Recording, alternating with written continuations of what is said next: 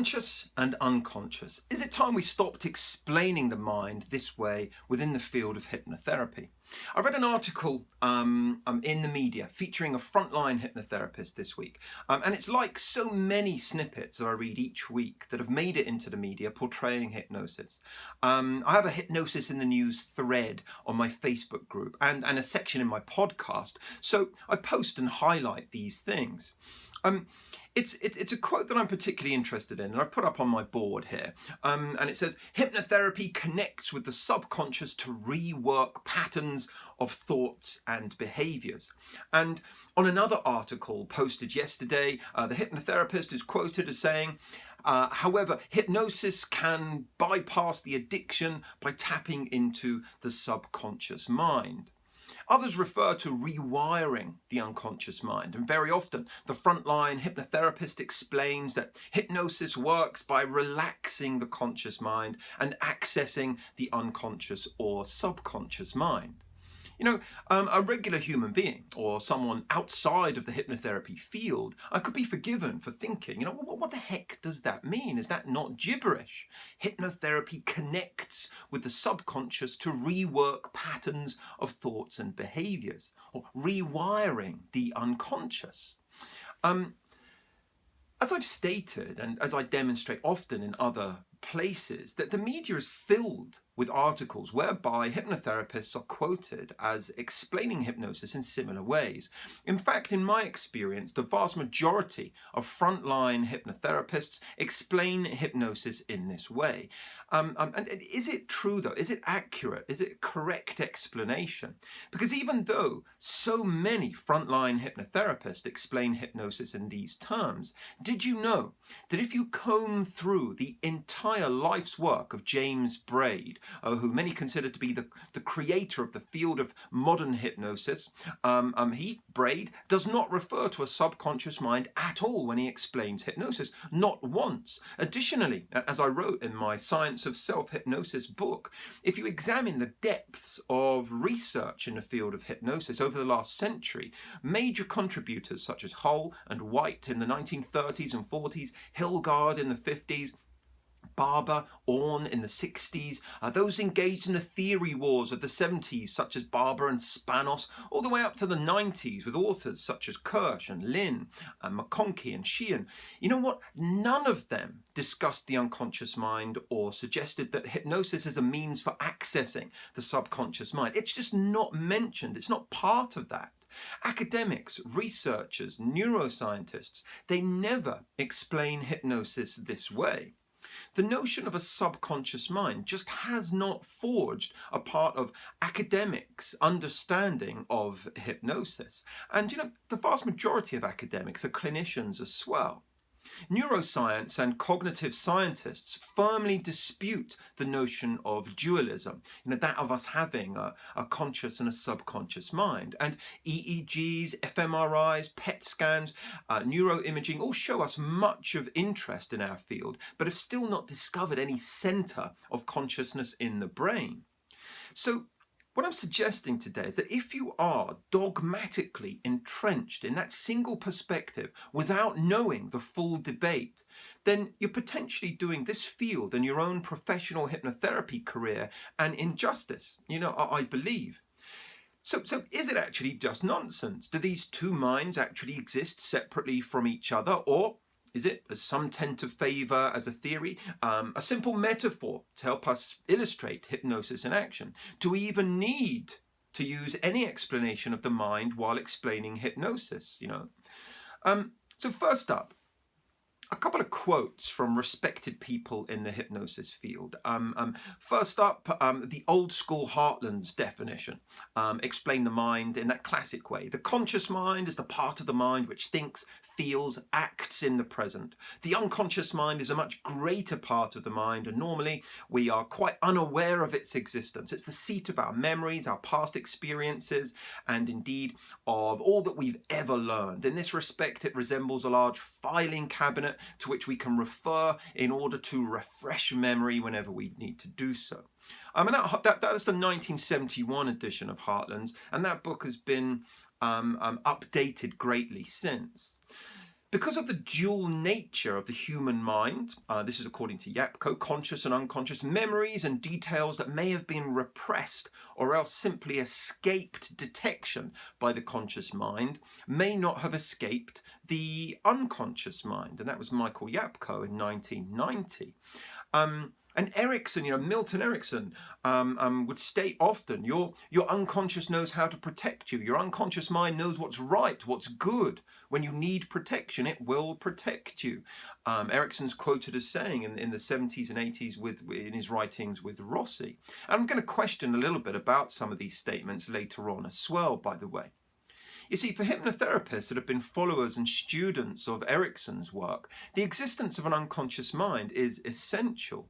They often refer to the resources of the unconscious mind and being able to rely on the unconscious mind to make changes happen. But isn't that a bit of a cop-out? Why is it that so many people who use this metaphor also think it is actually real, like it's fact?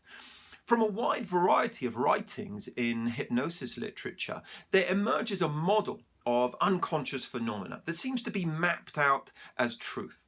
From this school of thought, we learn that the unconscious mind is the larger part of the human mind, the other much smaller part being the conscious mind. And assumptions are typically made about this, that the unconscious mind controls all our autonomic actions, those things that we do that we believe to be habitual, automatic, compulsive, and emotional, for example. The unconscious mind is described as being a vast storehouse of memories, learning, skills, emotions, for example. It's described as having great knowledge and wisdom, often like it's a benevolent force. It processes information differently to the conscious mind. It receives communications from the person's conscious mind. It protects the conscious mind. That is, it acts intentionally to promote well-being and the survival of the individual. And this is how things are characterized according to this model. And these are common elements that are believed by proponents of the unconscious mind. Then when we come to the field of hypnosis, it kind of takes another step forward. It's believed then that hypnosis enables us to communicate with this unconscious mind or ask or direct the unconscious mind to do certain useful things, to the benefit of the client often. And it's this notion, it leaves me a little bit worried at times. Can there be any potential problems with this way of thinking? Now, there doesn't necessarily have to be. I used this model hugely throughout many aspects of my work in the embryonic days of my career. Yet I see it being used by many today, whereby the therapist believes that it's the truth and teaches their client to believe the same.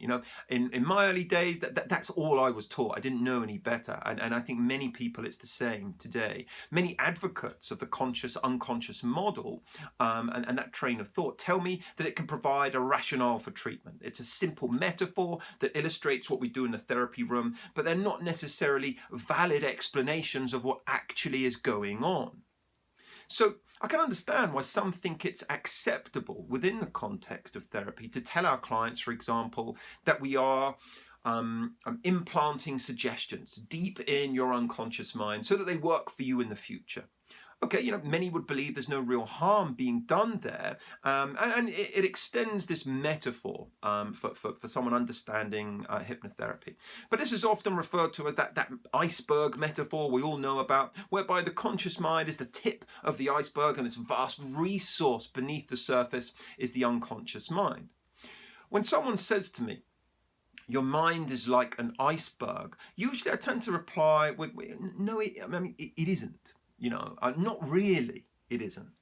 And according to Heap and Aravind in the latest Heartland's Medical and Dental Hypnosis textbook, this is actually misleading. It's potentially problematic to assert this.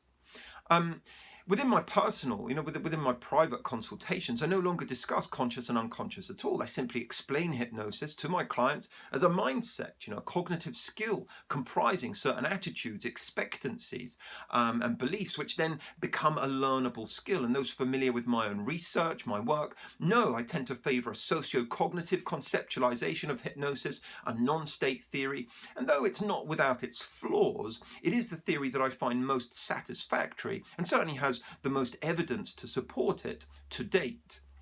What I think is problematic, though, is when hypnotherapists, like those I was quoting earlier at the beginning today, say things like, hypnosis connects with the subconscious to rework patterns of thoughts and behaviors, because it tends to suppose that once you've left the therapeutic relationship, that this model of the mind is literally and universally accurate. And they treat it as if this is empirical truth, and that we all have two totally separate minds doing totally separate things.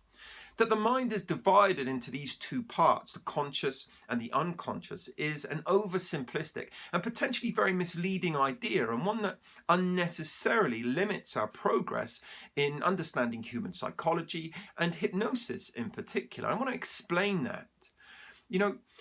Anyone that studied NLP and the language patterns contained therein will know about nominalizations. Or if you studied ACT, you'll know about objectifying. A nominalization or an objectification tends to be, a verb that we've turned into a noun. Someone might say they got many learnings from the training, rather than saying they learned a great deal, for example. We all tend to commonly say that we have thoughts, ideas, memories, images, perceptions, and so on.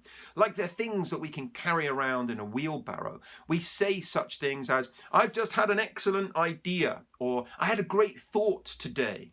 I have a vivid image of this person. And or I have happy memories of my childhood. And in reality, what we are describing here are activities that we have engaged in, processes that we have just done. It's more appropriate to say that we think rather than there are things called thoughts that we have. Likewise, we imagine rather than have images. We remember rather than have things called memories.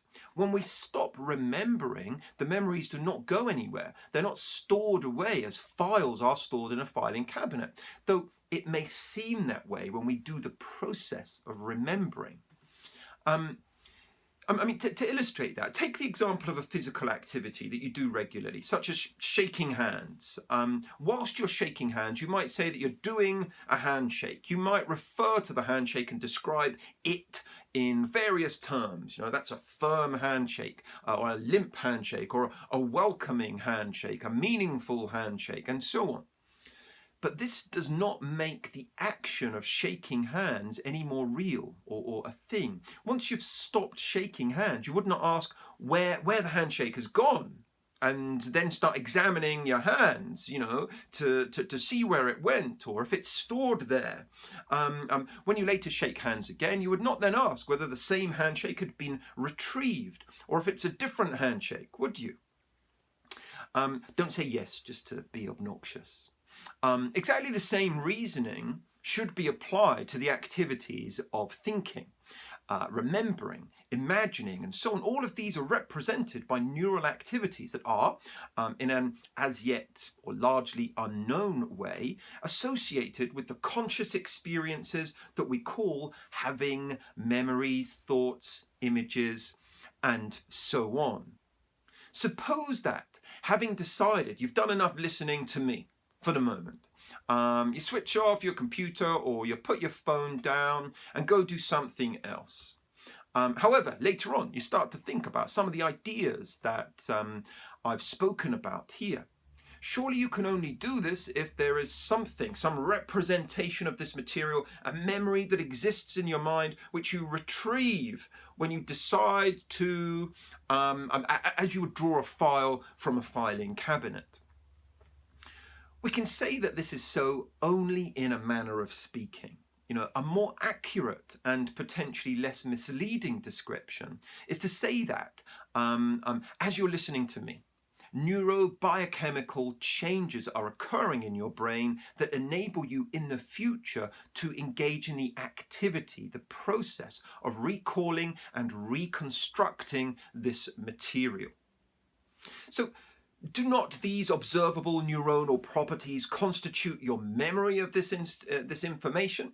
So recall again the example of shaking hands. An anatomist may perform a careful examination of a person's arm and hand from its macro and micro anatomical properties and conclude that indeed this arm is designed to shake with ease, put energy into it, and it cannot fail to do the handshake process. But nowhere in the arm will the anatomist locate a handshake. It's not a thing that exists, is it? So what relevance does this have to the concept of the unconscious mind? In a few words, it's simply that many believe the unconscious mind does not exist as a thing in the way explained by many hypnotherapists. That said, okay, hypnotherapists can work very well with this metaphor to understand and help people in distress, but it is only a metaphor, a tool that is at the disposal of hypnotherapists to use as and when they feel it will assist their therapeutic desirable outcome. I personally don't think it's that accurate or useful, and it is potentially misleading and problematic to use it as a metaphor, and I prefer alternate explanations of what hypnosis actually is that are supported by more evidence. I tend to think it's best then to conceive of hypnosis itself as something that people do, rather than something people are in or under or come out of, and so on. It still gets me having to bite my tongue a bit when people refer to going under when talking about hypnosis. It's a pejorative term. Under what exactly? As I've said already, lots of people then in the hypnotherapy field make this distinction between the conscious and the unconscious mind. And they liken the former to willpower and the latter to being intuitive and instinctive. And so, how about a smoker who's just quit on willpower alone? Goes and buys a packet of chewing gum with his morning paper, and the cigarette packets on the back shelf beckon and attempt to lure our smoker back in. Come on in, smoke me, I'm all delicious and smoky. You know you want to, come and get me, smoke me. You'll feel great if you just give in and smoke. Our smoker has willpower though and fights back to the calls of the cigarettes. No, not on your Nelly. Be gone. Vile cigarettes. I'm no slave to you. Absolutely not. You are a big no-no. Well, this time I'll buy a pack and just have one final smoke and then that's it, but definitely no more. And the victor is the cigarette. It's a firmly well-held belief throughout the field of hypnosis and hypnotherapy that willpower is nowhere near as tough, strong, or awesome as our intuition, instincts, and gut feelings, the domain of our unconscious mind. And we're often told to trust our gut, trust our unconscious mind. It will lead us to the right direction. It knows best. But what about that smoker? What about our smoker? That was a gut feeling he had to fight off. The gut feeling was making him want to smoke. And it's common knowledge that smoking is not in our best or healthiest interests, is it? Are our gut feelings, our intuition, are they the best for us? Now, in the field of hypnotherapy, there are many people that refer to the unconscious mind as being all intuitive, the seat of our emotions, and communicated via our gut feelings. Many swear by the accuracy of such. Trust your unconscious mind, trust your gut, it knows best. But I sometimes think, we need to strike a balance and know when to fight or override intuition and gut feelings and apply some intelligence too. Our intuition can also be a bit wild from time to time. One dictionary definition that I've been looking at here, have a look at this. My big, thick, whopping dictionary. And it says, thoughts and preferences that come to mind quickly without much reflection. That's intuition. Without much reflection. If that is the case, why do so many people hold so much stock in the absolute accuracy and correctness of intuition? Is our intuition really a vast source of perfection? Do we have an ultra genius residing within us that never gets things wrong? At the same time, I talk about trusting our instincts on occasion. I'm not attempting to dismiss out of hand the intuition we have, just not treat it like it is a deity that we all need to pray to and sacrifice our souls to. We all have some modest wisdom gleaned through a lifetime of experience, evolution, culture, development, awareness, education, and so on. Yet if I gave my own intuition a school report, it would have a similar theme to my real life school reports, could do better.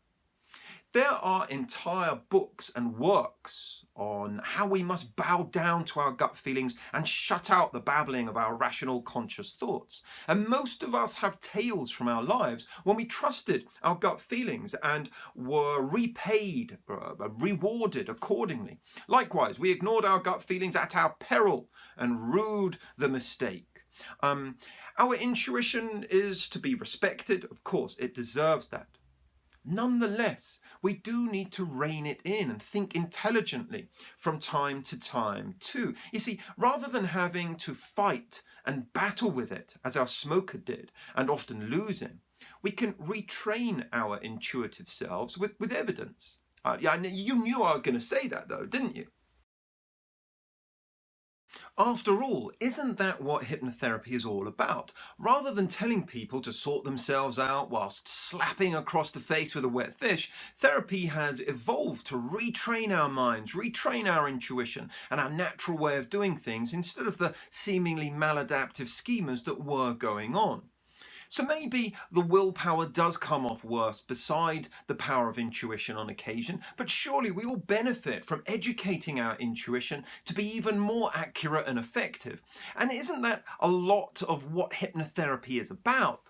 I think it's a slight cop-out for hypnotherapists to tell people to exclusively rely on their intuition, and would like to see us accept it as a mortal thing with fallibilities and an ability to learn to be better.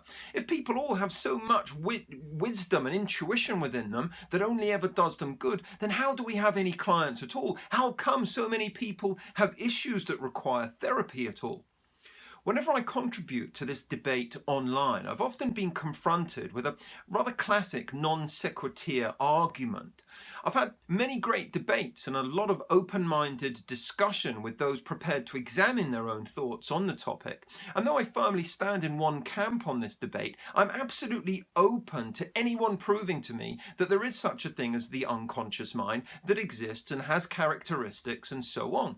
I will always yield to any evidence that supersedes what my current thoughts are. That's important. I'm not interested in being right or wrong. I'm most interested with what is most right and what is responsible based upon what the most up-to-date evidence suggests. However, that's not my main point today. I had a couple of people write to me who were vehemently defending the notion of the unconscious mind. They seemed very invested in it. It was part of their fundamental professional stance, and they were pretty miffed with me suggesting that perhaps it was a flawed idea, a model. Therefore, I had a good discussion with them both, and both of them, in reply to me, questioning the evidence that a subconscious or unconscious mind exists, asking them if they could prove it scientifically, they turned around and said to me, "Well, can you prove it does not exist?" and suggested that if I could not do so, that was good explanation for holding the belief that it did. At this point, let me pause things and introduce you to Russell's teapot. Now, Russell's teapot is an analogy coined by the philosopher Bertrand Russell, who passed away in 1970. The analogy was used to illustrate that a burden of proof lies upon a person making a claim rather than shifting the burden of disproof to others. I'm hoping you're seeing the relevance of this now. Russell applied this teapot analogy to religion mainly. And if you look at Bertrand Russell's Is There a God 1952 paper, you can see more of his work on that. But Bertrand Russell was simply saying that if he were to suggest, without having any proof to support it, that there is a teapot flying around in space, orbiting the sun, somewhere between the planets of Earth and Mars, he would not expect anyone to believe this purely because his assertion could not be proven wrong. It is there, actually. It's flying around in space. You can't prove it's not there, which is proof that it is. You can go and Google the notion of burden of proof. It will illuminate you if you're new to it. Now, Russell's teapot has influenced much philosophical, scientific, and religious debate, and now hypnosis debate, because I sent both of those previously mentioned couple of people who had engaged in discussions with me about the existence of the subconscious mind. I sent them a snippet from the Bertrand Russell along with a clear explanation of what's meant by the burden of proof, and though they remained unyielding in their stance and belief about the subconscious mind, they did both retract their demands for me to prove that the subconscious mind did not exist. It's a crazy idea, really, to suggest that because you are unable to prove that something does not exist, this is somehow, rather perversely to me, enough proof to suggest and believe that it does therefore exist. Heck though, the field of hypnosis and hypnotherapy has and probably always will be a crazy place filled with crazy ideas. And that's kind of bringing me towards the end of my discussion here, my final point on the topic. A while back, I read the brilliant book, Thinking Fast and Slow, 2011 book by Nobel Prize-winning psychologist and prolific researcher Daniel Kahneman. I'm not a book reviewer. I couldn't possibly exhaust the content of such an expansive text here, but it got me thinking well beyond the content of the book itself and got me convinced more than ever that the notion of an unconscious mind used by hypnotherapists is not just outdated, lacking in evidence, and shunned completely by academics and scholars of hypnosis. It's actually potentially problematic to therapeutic outcomes to explain hypnosis referencing an unconscious mind that's perceived as all-wise and all-knowing, as I've already spoken about. I want to explain one reason why this particular book and the vast amount of research in it confirmed that with me. Though so much in the research could be disseminated to encourage abandoning the notion of an unconscious mind, there's one particular notion with a wide variety of elements that I wanted to highlight here, which is that of cognitive bias. Cognitive bias refers to a way people tend to simplify reality in order to make sense of the world. We often tend to take the easiest or simplest option in an automatic fashion to make decisions with speed. We often trust this automatic intuition or instinct like it's truth, like it's wise. Yet our judgments and decisions when made this way are often riddled with errors and influenced heavily by a range of biases. Likewise, many models of hypnosis and prominent authors continue to refer to an unconscious mind like it's a thing that actually exists and that it should be trusted. When we are forming judgments and making decisions about the world around us, at times we might like to think that we are being objective, rational, and capable of taking in and evaluating all the information available to us. We may think we're capable of thinking critically. However, sometimes our instincts can and do lead us in the wrong direction. But in what direction and for how long can be hard to fathom. As we all know, within the field of hypnosis, the human brain is a marvel to behold. It is wondrous and fantastical, powerful and flexible, but it's also certainly subject to limitations. And one fundamental limitation of human thinking is cognitive bias. As I've mentioned briefly, a cognitive bias, it's a certain pervasive thinking habit which is likely to threaten objectivity or lead to errors in reasoning. It can be viewed as a flaw in judgment that arises from memory errors or social attribution or statistical errors, for example. Although cognitive biases are something most of us may find impossible to completely avoid, once you know how to spot them, you see them all around you. You can think critically regarding them. The field of behavioral psychology has demonstrated that us Homo sapiens are actually a seemingly irrational species that often think and believe and behave in senseless rather than sensible ways. There are a number of different things that contribute to a veritable list of cognitive biases. Heuristics, one type of mental shortcuts, can often lead to such errors. Social pressures, emotional motivations, limits on the mind's ability to process information can also contribute to these biases. Heck, hypnotherapists with good training know about cognitive distortions, automatic thoughts, and thinking errors that can lead to anxiety and depression. Well, cognitive biases are of a similar ilk, but tend to be less obvious and less open to scrutiny. When cognitive bias influences individuals, real problems such as perceptual blindness or distortion, illogical interpretation, inaccurate judgments, irrationality, bad decisions, they can all arise. Cognitive biases are not necessarily all bad, and some authors deem them as necessary to function effectively. They allow us to reach decisions quickly, but some of these biases serve an adaptive purpose. Psychologists believe that many of these biases helped us survive in primitive times when life was much simpler and speed of decision making understandably trumped its need to be accurate. This may not be quite as useful in the modern world of today, though. From what you'll eat throughout the day to whether you're going to make a decision on what career options to pursue, researchers suggest that there are a number of cognitive biases that affect your behavior in some way, and they can prevent you from acting in your own best interests. According to behavioral and cognitive psychologists, there are literally hundreds of cognitive biases preventing you from achieving your full potential. If I give you a couple of examples to start off, I mean, confirmation bias, for example, and probably the most well-known and commonly cited cognitive bias, confirmation bias. Humans have a natural bias to confirm their existing beliefs and ignore contradicting data. The effects are often found in business, in religion, politics, even science. We often see this behavior when someone justifies their position with subjective arguments or with something like, well, it's always been done this way, versus supporting their position with facts and data. There's some real irony that confirmation bias is particularly prevalent when hypnotherapists attempt to support the notion of the existence of an unconscious mind and its relevance to this field. Confirmation bias causes us to look for, interpret, and recall information in a way that affirms our beliefs, instead of paying attention to objective data that contradicts it. For example, if an investor has a good opinion of a company, he might hold on to its stock, overlooking the red flags about the company that would cause him to think twice. On the other hand, if he already had prejudices of the stocks of any particular company, his mind will look for information that supports his original idea and brush aside any positive reviews. So investors can make a serious blunder, falling victim to the confirmation bias.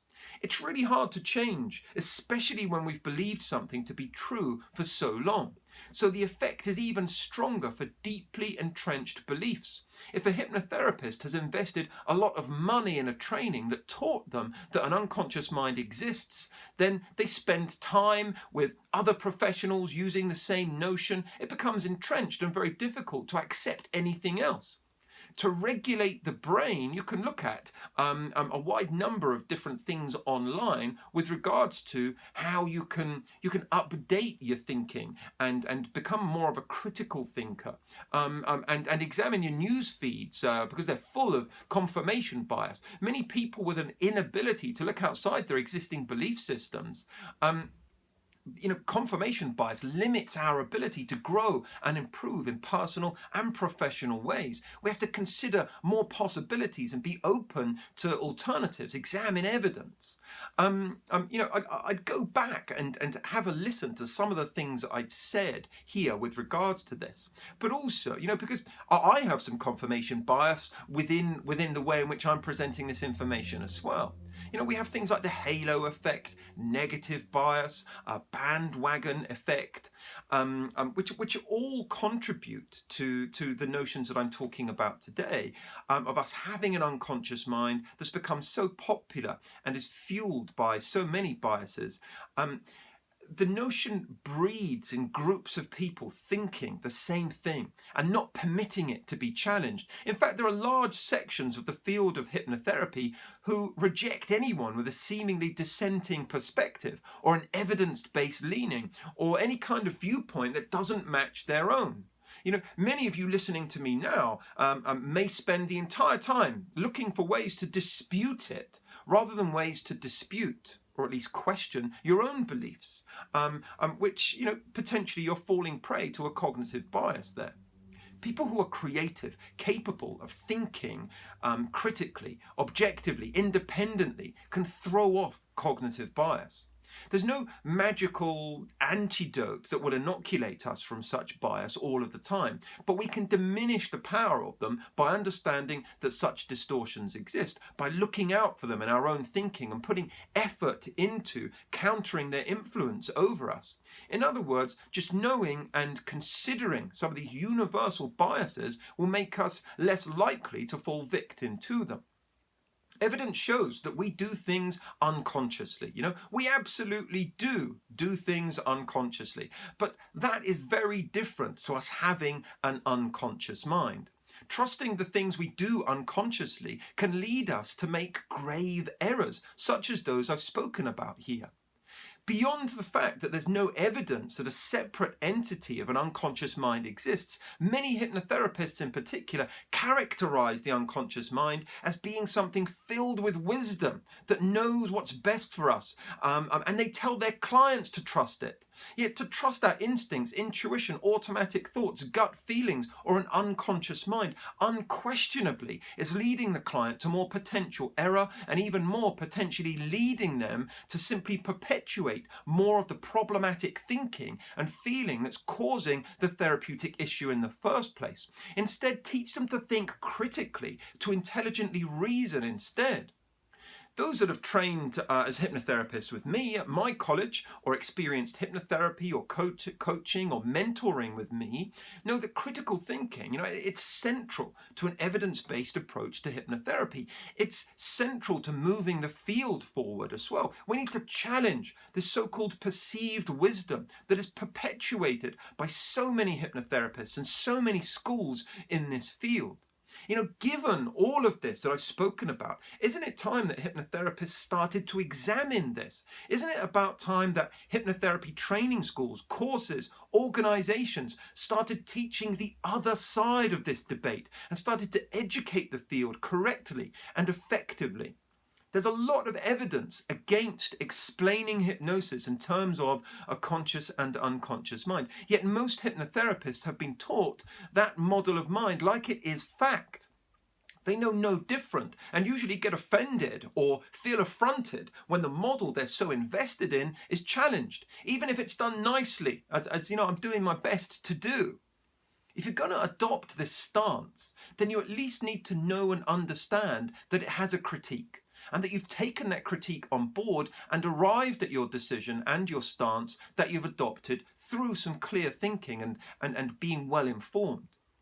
I hope that you'll consider taking on board the points that I've made today and start to question it when people explain hypnosis in that way, or at the very least understand there is another side to that popular model. Thanks very much for sticking with this clip. Best wishes.